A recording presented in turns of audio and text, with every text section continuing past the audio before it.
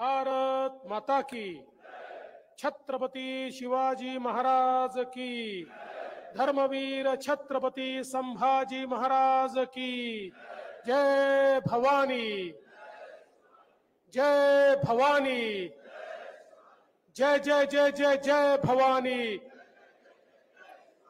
जय जय जय जय जय शिवाजी। हिंदवी स्वराज्याचे सरसंस्थापक छत्रपती शिवरायांना मानाचा मुजरा करतो। भारतीय राज्यघटनेचे शिल्पकार भारतरत्न डॉक्टर बाबासाहेब आंबेडकर यांना मानवंदना अर्पित करतो। मंचावर उपस्थित आपले प्रदेशाचे महामंत्री रणधीरजी सावरकर, संजयजी कुटे, युवा खासदार अनुपभाऊ धोत्रे, प्रकाशभाऊ भारसाकळे, हरीशभाऊ पिंपळे, वसंतजी खंडेलवाल, या ठिकाणी उपस्थित आकाशभाऊ फुंडकर, किशोर मांगटे पाटील, रणजितजी पाटील, जयंतराव मसने, विजयजी अग्रवाल, बैरामजी सिरस्कार, योगेशजी साहू, नारायणराव गव्हाणकर, सचिन बापू देशमुख, श्यामभाऊ बढे, श्रीकृष्ण शर्मा, अर्चनाताई मसने, मंचावरील सर्व मान्यवर, कोणाचं नाव सुटलं असेल तर ज्यांनी लिहून दिलं त्याची चूक आहे, माझी चूक नाही आहे।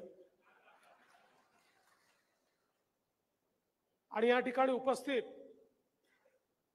अकोला जिल्ह्यातील सर्व माझ्या पदाधिकारी, कार्यकर्ता, भगिनी आणि बंधूंनो, रणधीर भाऊंनी मला 1-1.5 तास बोला असं सांगितलं। मी प्राध्यापक असतो तर 50 मिनिटं तरी कमीत कमी बोललो असतो, पण माझी सवय आहे नेमकं बोलायचं, आवश्यक तेवढंच बोलायचं आणि ज्या गोष्टी तुमच्या मनापर्यंत पोचतील तेवढ्याच गोष्टी बोलायच्या। आणि म्हणून रणधीर भाऊ 50 मिनिटं किंवा 1 तास बोलणं हे तर काही शक्य नाही, पण मी अकोलेकरांचं, विशेषतः अकोला जिल्ह्यातील कार्यकर्त्यांचं मनापासून अभिनंदन करतो की लोकसभेमध्ये तुम्ही अकोल्याचा गड राखला। अकोल्याच्या संदर्भात अनेक लोक शंका व्यक्त करत होते, पण तुम्ही अकोल्यामध्ये जिंकण्याची परंपरा ही कायम ठेवली आणि अकोला आमचंच आहे, अकोला भारतीय जनता पक्षाचंच आहे हे तुम्ही या ठिकाणी निश्चितपणे दाखवून दिलं। आणि संजूभाऊ धोत्रेंसारखा एक चांगला खासदार आपल्याला मिळाला आणि तीच परंपरा चालवण्याकरता आता अनुपभाऊ देखील एक युवा खासदार म्हणून या ठिकाणी निश्चितपणे काम करतील। आज आपण स्वर्गीय भाऊसाहेब फुंडकर सभागृहामध्ये आहोत। विदर्भामध्ये आणि महाराष्ट्रामध्ये भारतीय जनता पक्षाच्या वाटचालीत, विकासात भारतीय जनता पक्ष 100% करण्यात एक अत्यंत मोलाचा वाटा, महत्वाची भूमिका भाऊसाहेबांनी या ठिकाणी पार पाडली आणि म्हणून साहजिकच आपण त्यांची देखील या ठिकाणी आठवण काढतोय आणि स्वर्गीय लालाजींची देखील आपण या ठिकाणी निश्चितपणे आठवण आपल्याला येते, कारण लालाजी एक वेगळं व्यक्तिमत्व होतं। आपल्याला सर्वांना त्यांचा अनुभव होता, पण आता पुन्हा एकदा आपल्याला विधानसभेच्या निवडणुकीला सामोरं जायचंय। मी यापूर्वी देखील सांगितलं, लोकसभेची निवडणूक ही आपण महाविकास आघाडीच्या 3 पक्षांसोबत नाही लढलो, लोकसभेच्या निवडणुकीमध्ये एक चौथा पक्ष होता आणि त्या चौथ्या पक्षाचं नाव होतं फेक नरेटिव्ह. सकाळपासनं रात्रीपर्यंत खोटं बोलायचं, खोटं पेरायचं, खोटं पचवायचं, अशा प्रकारचा एक फेक नरेटिव्ह महाराष्ट्रात आणि देशामध्ये तयार करण्यात आला. आणि हा काही एका दिवसात तयार झाला नाही. एक मोठी इकोसिस्टीम याच्याकरता तयार करण्यात आली. 2-3 वर्ष त्याच्यामध्ये घालून ही इकोसिस्टीम तयार करण्यात आली. आणि या इकोसिस्टीमला काही तथाकथित पत्रकार,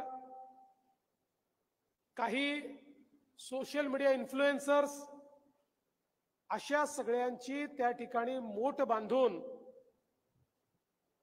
एक खोटा नरेटिव्ह पसरवण्यात आला.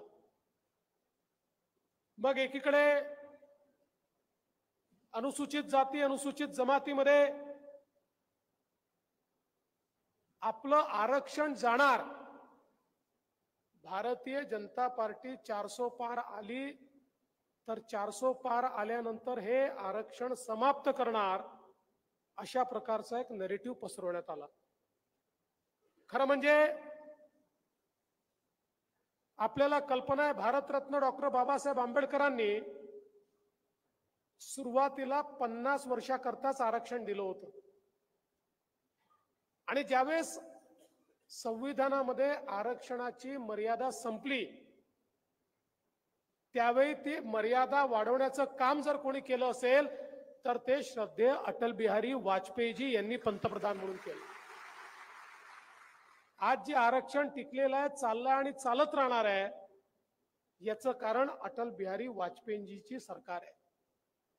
पण या सगळ्या गोष्टी मागे पडल्या आणि जणू काही आपलं सरकार आल्यानंतर आरक्षण त्या ठिकाणी काढून टाकण्यात येईल, अशा प्रकारचा नरेटिव्ह खालपर्यंत नेण्यात आला. आणि त्याचा एक मोठा परिणाम झाला. तो दलित समाजामध्ये झाला, तो आदिवासी समाजामध्ये झाला, आणि विशेषतः विदर्भासारखं जे क्षेत्र आपलं आहे, की ज्या क्षेत्रामध्ये 30% दलित आदिवासी ही लोकसंख्या आहे, इथे याचा एक मोठा परिणाम झाला आणि आपल्या जागा त्या ठिकाणी कमी झाल्या. एक दुसरा नरेटिव्ह हा मोठ्या प्रमाणात मुस्लिम समाजामध्ये चालवण्यात आला आणि त्यातनं एक प्रकारे पोलरायझेशन करून, ध्रुवीकरण करून निवडणुकांना इन्फ्लुएन्स करायचा प्रयत्न झाला. हे सगळं केल्यानंतरही हे खरं आहे, आपल्या जागा कमी आल्या, पण आपला जनाधार कमी झालेला नाहीये. महाराष्ट्रामध्ये महाविकास आघाडीला 43.9% मतं आहेत आणि महायुतीला 43.6% मतं आहे. म्हणजे केवळ 0.3% मतं आपल्याला कमी पडले. त्यांना 2,50,00,000 मतं मिळाली, आपल्याला 2,48,00,000 मतं मिळाली. म्हणजे त्यांच्यापेक्षा महाराष्ट्रामध्ये केवळ 2 लाख मतं आपल्याला कमी मिळाली. पण या 2 लाख मतांमुळे त्यांच्या 31 जागा आल्या आणि आपल्या 17 जागा आल्या. 0.3% 12 जागा आपल्या अशा आहेत, 12 जागा भारतीय जनता पक्षाच्या, ज्या 3% कमी मताधिक्याने पडल्या. आणि यातलं क्लासिक उदाहरण द्यायचं असेल तर ते धुळ्याचं आहे. धुळ्यामध्ये 6 विधानसभेच्या मतदारसंघापैकी 5 मतदारसंघामध्ये आपल्याला 1,90,000चा लीड मिळाला आणि एकट्या मालेगाव मतदारसंघामध्ये त्यांना 1,94,000 मताचा लीड मिळाला आणि 4,000 मताने आपण केवळ सीट हारलो. 4,000 मतं, 6,000 मतं, 8,000 मतं, 16,000 मतं, 20,000 मतं, 18,000 मतं, अशा अतिशय नॅरो मार्जिननी आपण ही निवडणूक या ठिकाणी हारलो. फेक नरेटिव्ह मुळे ही परिस्थिती आपल्याला पाहायला मिळाली. पण एक गोष्ट लक्षात ठेवा, जे खोटं असतं त्याचं वय छोटं असतं. हा जो फेक नरेटिव्ह या ठिकाणी तयार केला, आज हे लोकांच्या लक्षात येत आहे, दलित समाजामध्ये, आदिवासी समाजामध्ये लक्षात येत आहे की कुठेतरी आमची दिशाभूल झाली, आम्हाला मूर्ख बनवण्यात आलं, आम्ही त्याच्यामध्ये वाहून गेलो, हे आज त्यांच्या लक्षात येत आहे. आणि म्हणून 0.3% आपण या ठिकाणी जरी हारलो असलो तरी गेल्या 3 महिन्यामध्ये महाराष्ट्राचं वातावरण आपण बदललेलं आहे. एक लाडकी बहीण योजना आपण तयार केली तर 4-5% आपण पुढे चाललो गेलो. आता लाडक्या बहिणींचा प्रचंड त्रास महाविकास आघाडीला होतोय. ते रोज लाडक्या बहिणीवर बोलतायत. पहिले त्यांनी प्रयत्न करून पाहिला, कोर्टामध्ये गेले, हायकोर्टात गेले, ही योजना बंद करा. हायकोर्टाने ऐकलं नाही. हायकोर्टाने त्यांची पिटिशन फेटाळली. मग सांगितलं योजनेमध्ये पैसेच नाहीत, पुढच्या बजेट पर्यंतचे सगळे पैसे आपण ठेवल्यात, याचा दाखलाच आपण दिला, मग यांची थोबाडं बंद पडली. आता हे सांगतात 1500 रुपयांनी काय होतं. अरे बाबा, तुम्ही सोन्याचा चमचा तोंडामध्ये घेऊन जन्माला आले, पण या देशामध्ये, या राज्यामध्ये महिन्याला 1500 रुपयाचं महत्व काय आहे आमच्या गृहिणींना विचारा, त्यांना समज. महिन्याच्या शेवटी जेव्हा मेळ बसवावा लागतो त्यावेळी या 1500 रुपयाचं मोल काय आहे हे त्यांना त्या ठिकाणी समजतं. पण जे लोक हॉटेलमध्ये जाऊन 1500 रुपयाची टिप देतात त्यांना याचं महत्व कधीच समजू शकत नाही. त्यामुळे हे सोन्याचा चमचा तोंडात घेऊन जन्माला आलेले अशाच प्रकारे आमच्या गरीब बहिणींचा त्या ठिकाणी थट्टा करतील, मजाक उडवतील. पण आमच्या बहिणींनाही हे लक्षात आलेलं आहे, हे सावत्र भाऊ आहेत, हे कधीच आपल्याकडे लक्ष देऊ शकत नाही. या सावत्र भावांपासून सावधानच राहावं लागेल. आज 1 कोटीपेक्षा जास्त, जवळजवळ 1.5 कोटीपर्यंतची नोंदणी आपली पोचली आहे. येत्या 17 तारखेला जुलै आणि ऑगस्ट महिन्याचा हप्ता आपण लाडक्या बहिणींच्या खात्यामध्ये टाकणार आहोत. आणि त्याच्यानंतरही ज्यांचे फॉर्म येतील, सप्टेंबरमध्ये ऑगस्ट मधल्या फॉर्मच्या बहिणींना जुलै, ऑगस्ट आणि सप्टेंबरचा हप्ता देणार आहोत. त्यामुळे कुठल्याच बहिणीला वंचित ठेवण्यात येणार नाही. आता अडचणी काही काही येतात. इतक्या वेगानं फॉर्म भरणं सुरू झालं की सर्व्हरच क्रॅश झाला. 3-4 दिवस बंद होतं. आम्ही सांगितलं काळजी करू नका, ऑफलाईन फॉर्म द्या, तेही फॉर्म आम्ही स्वीकारू. माझी भारतीय जनता पक्षाच्या कार्यकर्त्यांना एवढीच विनंती आहे, आपली योजना आहे, म्हणजे हे जे सावत्र भाऊ आहेत हे किती नटवरला आलाय बघा. रोज योजनेच्या विरुद्ध बोलतात आणि स्वतःचं थोबड लावून माझी लाडकी बहीणचं पोस्टर देखील हेच लावतात. यांचा काय संबंध आहे? काही संबंध नाही आहे. त्यामुळे भारतीय जनता पक्षाच्या कार्यकर्त्यांनी या योजनेची ओनरशिप घेतली पाहिजे. आपण या योजनेमध्ये ज्यांचे फॉर्म भरले गेले नाहीत त्यांचे फॉर्म भरले पाहिजे, ज्यांचे भरले गेले आहेत त्यांचा नंबर इश्यू झाला की नाही पाहिला पाहिजे, त्यांच्या अडचणी दूर केल्या पाहिजेत आणि सगळ्यात महत्त्वाचं संपर्कात राहिलं पाहिजे. लाडक्या बहिणींना त्यांचे लाडके भाऊ कोण आहे हे आपल्या माध्यमातून पोचलं पाहिजे. मी तुम्हाला सांगतो, ही एकच योजना अशी आहे की जी घोषित झाल्यापासनं महाविकास आघाडीच्या नेत्यांच्या चेहऱ्यावरचं पाणीच पळालंय. त्यांना समजेना आता करावं काय. पण यांचं खोटं बोलण्याची सवय त्या ठिकाणी जात नाही. आज आपण बघा, निर्णय केला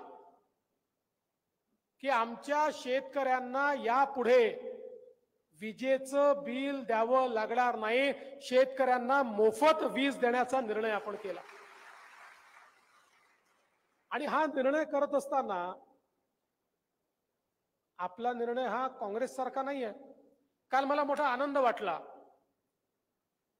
उद्धवजींनी सांगितलं की काँग्रेस पार्टी कशी आहे. ते म्हणाले काँग्रेसने 2004 साली निर्णय घेतला, सुशील कुमार शिंदेने निर्णय केला, शून्याचं बिल दिलं, मग विलासराव निवडून आले, विलासरावने निर्णय बदलून टाकला. आपण सांगण्याची आवश्यकता नाही. हे कसे लबाड लोक आहेत तेच आपापसात सांगून राहिले आहेत. पण आपण असं नाही केलं. आपण आधी तयारी केली. आपण गेल्या 1.5 वर्षामध्ये आमच्या शेतकऱ्याला दिवसा वीज मिळाली पाहिजे, ती स्वस्त मिळाली पाहिजे, सरकारलाही परवडलं पाहिजे म्हणून 16,000 मेगावॅट वीज आपल्या शेतकऱ्यांना आपला शेतकरी वापरतो. यापैकी 12,000 मेगावॅट वीज ही सोलर पासून निर्मितीचं काम सुरू करून टाकलं. 18 महिन्यामध्ये काम पूर्ण होईल आणि आमच्या शेतकऱ्याला 365 दिवस दिवसाची वीज ही आम्ही त्या ठिकाणी देणार आहोत. आणि एक गोष्ट अजून लक्षात घेतली पाहिजे. आज आपण जी वीज विकत घेतो ती 8-8.5 रुपयाला पडते आणि शेतकऱ्याला आपण ती ₹1.15 आणि ₹1.25 देतो. आता ही जी सोलरची वीज आहे ही सोलरची वीज केवळ ₹3.08 सरकारला पडणार आहे. सरकारचेही 5 रुपये याच्यामध्ये वाचणार आहेत. त्यामुळे जी सबसिडी आम्हाला द्यावी लागते ती सबसिडी आता आम्ही शेतकऱ्याचं बिल माफ करण्याकरता देतोय. म्हणजे पुढच्या 3-4 वर्षामध्ये सरकारवर कुठलाही बोजा न येता शेतकऱ्याला मोफत वीज आम्ही देतो आहोत. आणि म्हणून ही योजना काँग्रेसची लबाडीची योजना नाहीये, तर याच्या पाठीमागे नीट नियोजन तयार केलंय. पुढचे 5 वर्ष शेतकऱ्यांना विजेचं बिल येणार नाही हे तुम्हाला स्पष्टपणे सांगतो. आणि 5 वर्षांनी पुन्हा आपलं सरकार आलं तर पुन्हा येणार नाही. आणि म्हणून या ज्या योजना आपण तयार केल्या आहेत, आपल्याला कल्पना आहे की ज्यावेळी लोकसभेचं इलेक्शन होतं त्याच्या आधी आपल्या लक्षात आलं की आंतरराष्ट्रीय बाजारपेठेमध्ये कापूस आणि सोयाबीनचे भाव पडले आहेत. आणि म्हणून आपण निर्णय घेतला, भावांतर योजनेमध्ये आपल्या शेतकऱ्यांना आपण त्या ठिकाणी पैसे देण्याचा निर्णय घेतला. दुर्दैवाने निर्णय घेतला आणि तिसऱ्या दिवशी आचारसंहिता लागली. आपण ते पैसे देऊ शकलो नाही. आता त्याच्या याद्या तयार झाल्या. याच महिन्यामध्ये थेट शेतकऱ्यांच्या 80 लाख शेतकऱ्यांच्या खात्यामध्ये कापूस आणि सोयाबीनचे भावांतराचे पैसे देखील त्या ठिकाणी पोहोचणार आहेत. आणि त्यासोबत 1 रुपयात पीक विम्याची योजना आपण त्या ठिकाणी लागू केली. 1,20,00,000 शेतकऱ्यांच्या खात्यामध्ये पीक विम्याचे पैसे देखील द्यायला आपण सुरुवात केली. पुढच्या 3 महिन्यामध्ये तेही पैसे शेतकऱ्यांच्या खात्यामध्ये त्या ठिकाणी पोहोचणार आहेत. त्यामुळे शेतकऱ्यांचा विचार करणारं सरकार, अशा प्रकारचं हे सरकार आहे. हे लोक रोज एक फेक नरेटिव्ह त्या ठिकाणी चालवतात.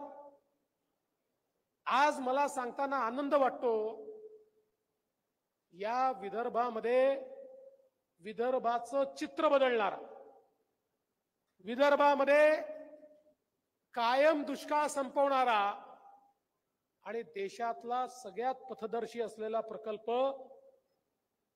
वैनगंगा नळगंगा प्रकल्प याला आपण मान्यता दिली. आपल्याला आश्चर्य वाटेल, 10 लाख एकर जमीन ओलिताखाली येणार आहे. 90,000 कोटी रुपयाचा प्रकल्प आहे. ज्या प्रकल्पामध्ये नागपूर, वर्धा, अमरावती, यवतमाळ, अकोला, वाशिम आणि बुलढाणा हे सगळे जिल्हे त्या ठिकाणी आपण कव्हर करतो. गोसीखुर्दच्या खालून वाहून जाणारं पाणी बुलढाणा जिल्ह्यापर्यंत आपण घेऊन चाललो. 550 किलोमीटरची नवीन नदीच आपण त्या ठिकाणी तयार करतो. नवीन नदी. एक तालुका असा सुटणार नाही की ज्या तालुक्यामध्ये सिंचनाची व्यवस्था नाही.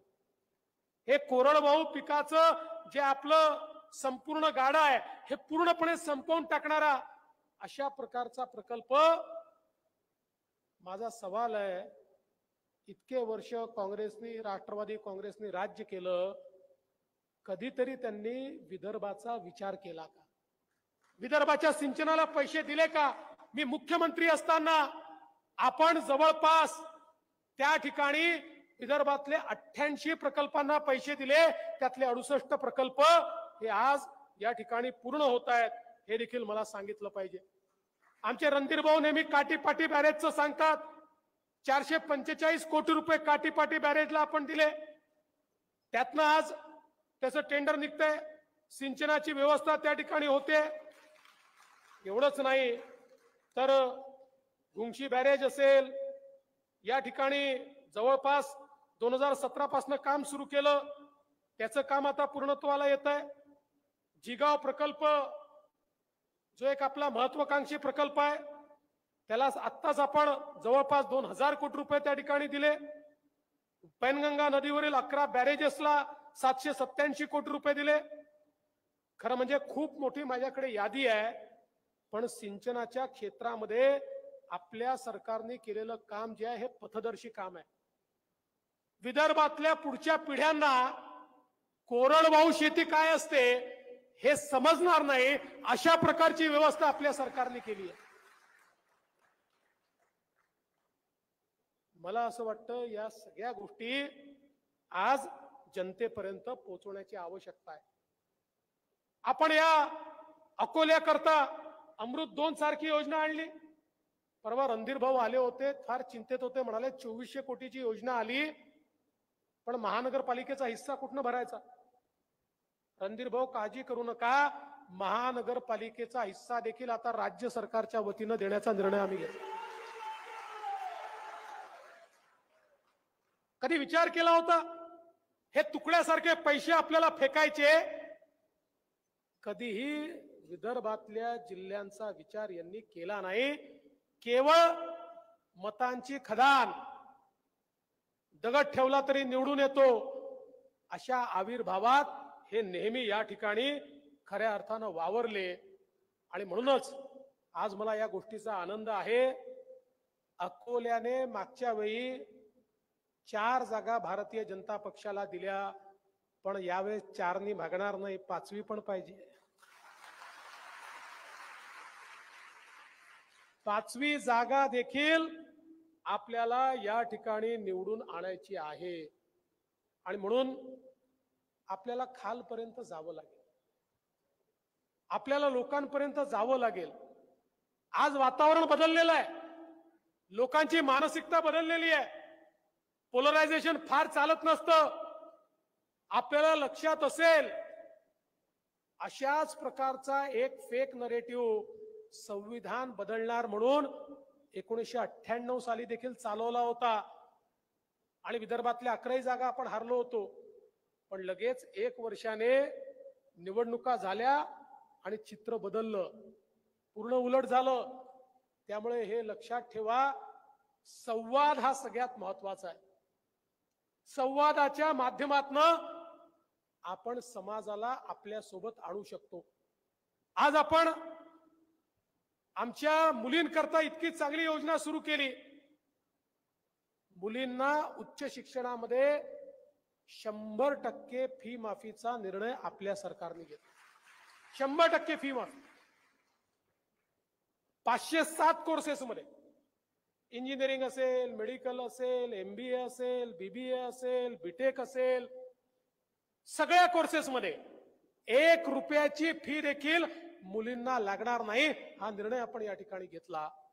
आणि त्यासोबत आमच्या महिलांना 3 गॅस सिलेंडर मोफत देण्याचा निर्णय देखील आपल्याच सरकारने घेतला.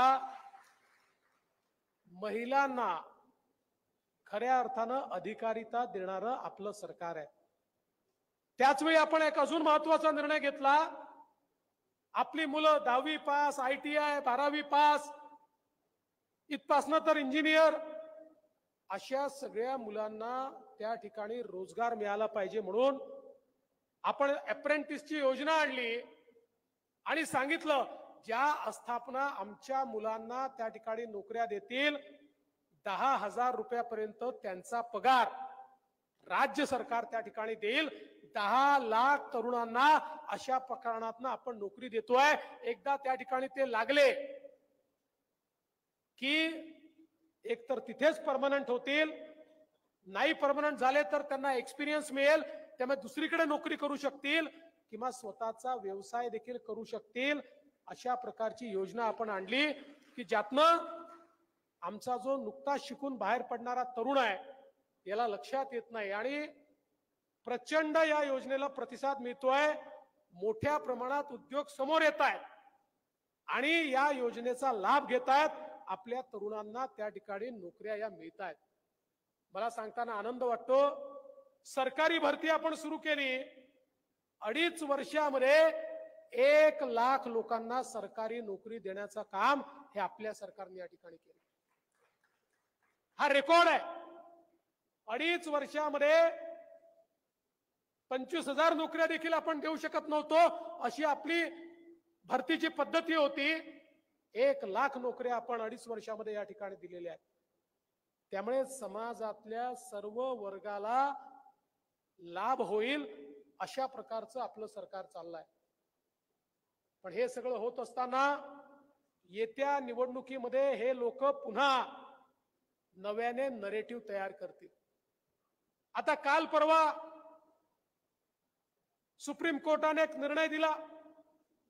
त्या निर्णयामध्ये SC ST ला नॉन क्रिमिलेअर लागू करायचं की नाही अशी चर्चा त्यांनी केली. लगेच त्याच्यावर नरेटिव्ह तयार होणं सुरू झालं.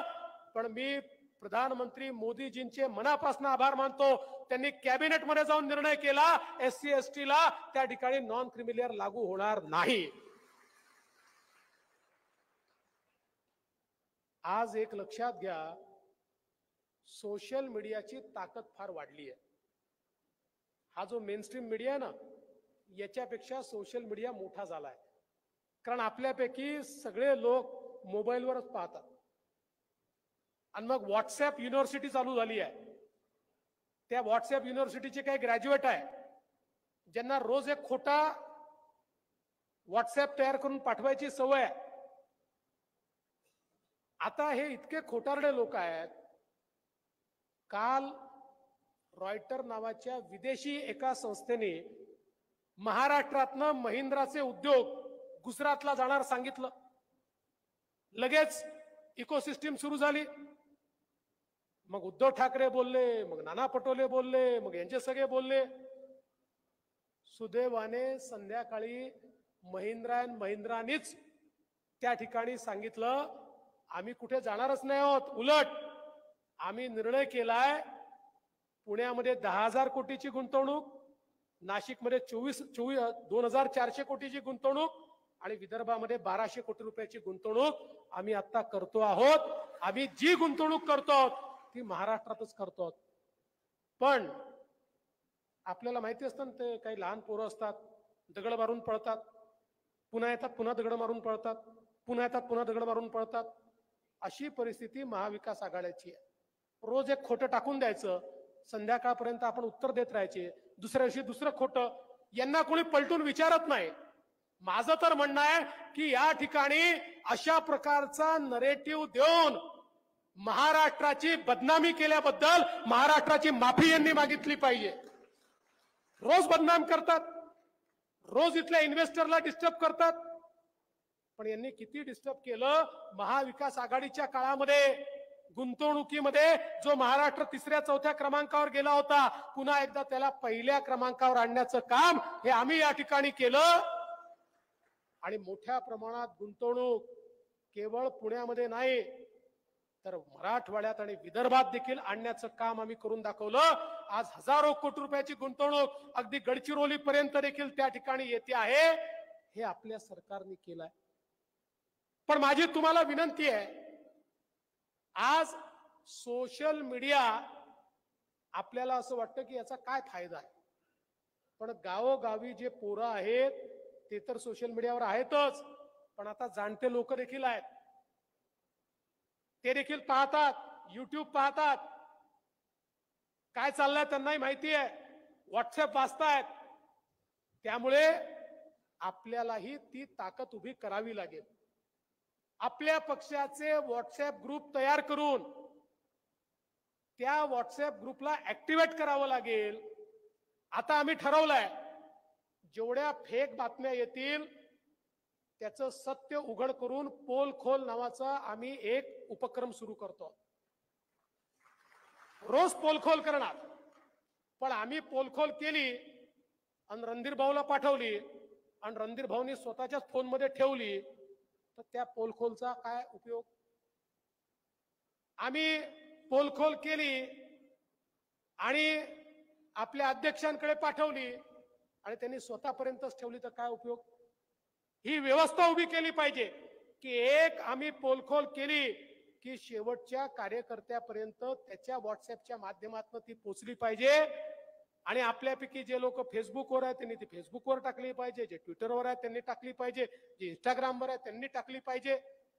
तर यांचा चेहरा आपल्याला उघड करता येईल आणि रोज ज्यावेळेस यांची आपण लाच काढू त्यावेळेस हे खोटं बोलणं बंद करतील. अन्यथा या लोकसभेच्या निवडणुकीमध्ये आपण किती घरं बांधली सांगत होतो, किती सिलेंडर दिले सांगत होतो, देश कसा सुरक्षित झाला सांगत होतो, देशाने काय विकास केला सांगत होतो, आणि हे लोक मात्र त्या ठिकाणी जमिनीवर खोटे नरेटिव्ह टाकत होते. देशाच्या निवडणुकीत गल्लीच्या निवडणुकीसारखे नरेटिव्ह तयार करत होते आणि आपण त्याला उत्तर देत नव्हतो. जेव्हा रोज खोटं बोललं जातं त्यावेळेस ते लोकांना खरं वाटतं आणि अशा प्रकारे खोट्याचं त्यांनी खरं केलं. आणि म्हणून आता आपल्याला त्याला थेट उत्तर द्यायचं आहे, ती ताकद निर्माण करायची आहे. पण ही काही वरून होत नाही, ही खाली करावी लागते, ती तालुक्यापर्यंत करावी लागते. आपल्या इकडे अनेक लोक अजूनही असे आहेत. सोशल मीडियाने काय होतं भाऊ? अरे बाबा, हे खरंच आहे, राजकारणामध्ये जनतेशी संपर्क याला कुठला पर्याय नाहीच, ते ठेवावंच लागतं. पण ही अफवांची स्पीड इतकी जास्त आहे की अफवांच्या स्पीडला मॅन टू मॅन कॉन्टॅक्टने थांबवता येत नाही. अफवांच्या स्पीडला तुम्हाला तंत्रज्ञानानेच थांबवता येतं आणि ते तंत्रज्ञान म्हणजे सोशल मीडिया आहे. आणि म्हणून आपल्यापैकी प्रत्येकाला हे समजून घ्यावं लागेल. तुम्हाला येत नसेल तर तुमच्या पोरांना येतं, येत नसेल तर ज्या कार्यकर्त्याला येतं त्याला सोबत घ्या, पण हे करावं लागेल. मी तुम्हाला सांगतो, ही निवडणूक तर निघून जाईल, पण पुढच्या निवडणुकीमध्ये ज्याला सोशल मीडिया माहिती नसेल तो इररेलेव्हंट होऊन जाईल. इररेलेव्हंट, त्याला राजकारणामध्ये रेलेव्हन्स उरणार नाही. आणि म्हणून या गोष्टीचं महत्व आपण सगळ्यांनी समजून घेतलं पाहिजे. आज मी तुम्हाला एक गोष्ट निश्चितपणे सांगतो, हे जे बदललेलं वातावरण आहे ना, माझ्या मनामध्ये पूर्ण विश्वास आहे की या निवडणुकीमध्ये महायुतीचं सरकार हे 100% महाराष्ट्रात येणार आहे. आणि विशेषतः मी तुम्हाला एक सांगतो, मगाशी बांगलादेशचा उल्लेख झाला, हे देखील लोकांना जागं करावं लागेल. आपण पाहतोय आपल्या उघड्या डोळ्यांनी. मी नेहमी ही गोष्ट सांगतो, ज्या ज्या वेळी ज्या ज्या ठिकाणी हिंदू निर्बल होतो, हिंदू दुर्बल होतो, त्या त्या ठिकाणी त्याला गुलामीचा सामना करावाच लागतो. ज्या ज्या ठिकाणी हिंदू मजबूत असतो त्या त्या ठिकाणी तो राज्य करतो. आम्हाला कुठल्या जातीला, धर्माला, समाजाला त्या ठिकाणी कमी लेखायचं नाही आहे, कोणावर अत्याचार करायचे नाही आहेत. हिंदू असं कधीच करत नाही, ती आमची संस्कृती नाही. पण या गोष्टीकडेही लक्ष दिलं पाहिजे की ज्या प्रकारे आमच्या हिंदूंवर बांगलादेशमध्ये अत्याचार होतात कारण तो निर्बल होतो, आणि तोच प्रयोग आमच्याकडे देखील सुरू झालेला आहे. आज मतांच्या लांगुल चालना करता बांगलादेशियांना देखील संरक्षण देण्याचं काम काही पार्ट्या करतायत. या पार्ट्यांना हे लक्षात येत नाही, अरे निवडणुका येतील जातील, सरकार येतील जातील, पण आस्तींचे साप अशा प्रकारे जे आपल्या देशातले नाही, आपले नागरिक नाही, या देशाची घेणं देणं नाही आहे, असे आस्तींचे निखारे, असे आस्तींचे साप जर या ठिकाणी तुम्ही संरक्षित केले उद्या तुमचा परिवारही संरक्षित राहणार नाही, हे देखील लक्षात घेतलं पाहिजे. आणि म्हणून मला आपल्याला सर्वांना सचेत करायचं आहे. हा केवळ संयोग नाही, हा योगायोग नाही आहे, हा एक प्रयोग चाललेला आहे भारताला खिळखिळ करण्याचा. या प्रयोगामध्ये अनेक लोक आहेत. काही लोक जाणतेपणाने आहेत, काही अजाणतेपणाने आहेत. काही लोक आपल्याच लोकांचा फायदा घेऊन आपल्याच लोकांना त्या ठिकाणी एकत्रित करून त्यांच्या माध्यमातून विषमतेचं बीज पेरण्याचा प्रयत्न करतायत. आपला समाज हा खंडित राहिला पाहिजे. खंडित समाज हा कधी मुकाबला करू शकत नाही. त्यामुळे वेगवेगळ्या विषयांवर समाजाला खंडित कसं करता येईल हा प्रयत्न या ठिकाणी चाललेला आहे. याचाही मुकाबला आपल्याला करावा लागेल, कारण आपल्याला एक बलशाली भारत हा तयार करायचा आहे. एक असा भारत की ज्यामध्ये प्रत्येकाला राहण्याकरता जगण्याकरता सर्व प्रकारची व्यवस्था आहे, अशा प्रकारचा भारत आपल्याला तयार करायचा आहे. आणि म्हणून माझी तुम्हाला विनंती आहे, आपण सगळ्यांना जागं व्हावं लागेल, सचेत व्हावं लागेल आणि ताकदीनं मैदानात उतरावं लागेल. मी नेहमी सांगतो, जेव्हा आपण लढाईला उतरतो ना, तर जिंकण्याची उर्मी मनामध्ये असली पाहिजे. छत्रपती शिवरायांचे मावळे संख्येनं 5000 असायचे, पण तरी देखील ते खानाच्या फौजा त्या ठिकाणी फडशा पाडायचे, कारण त्यांना हे माहिती होतं आम्ही देव देश आणि धर्माकरता लढतोय, आम्ही संस्कृती करता लढतोय, आम्ही रयते करता लढतोय. हा विश्वास त्यांच्या मनामध्ये असायचा, म्हणून त्या ठिकाणी ते अशी लढाई करू शकायचे. तोच विश्वास तुमच्याही मनामध्ये पाहिजे. नाहीतर काही कार्यकर्ते असतात, नागपुरी भाषेमध्ये त्यांना मी बोहारा म्हणतो, सकाळपासून संध्याकाळपर्यंत बोहारीच फैलवतात. जो भेटला त्याला अबे तुले का भेटलं, अन तुले का भेटन, अन का होणार आहे, आणि हे असंच चालणार आहे. हे जे आहे ना, हे जे बोहारी फैलवण्याचे काम आहे हे बंद करा. आणि जे असे लोक आहेत त्यांना घरी बसवा. त्यांना सांगा तुम्ही 2 महिने घरी बसले तर आम्ही सरकार आणतो, पुन्हा येऊन बोहारी फैलवा. जो उत्साहात असतो, ज्याची गाडी फुल स्पीड मध्ये असते, त्याच्या गाडीत ते पेट्रोलमध्ये साखर टाकते, त्याच्या सायकलमध्ये स्पोक टाकते, त्याची गाडी थंड करून टाकते. अशा प्रकारचे जे कार्यकर्ते आहेत त्यांना घरी बसवा.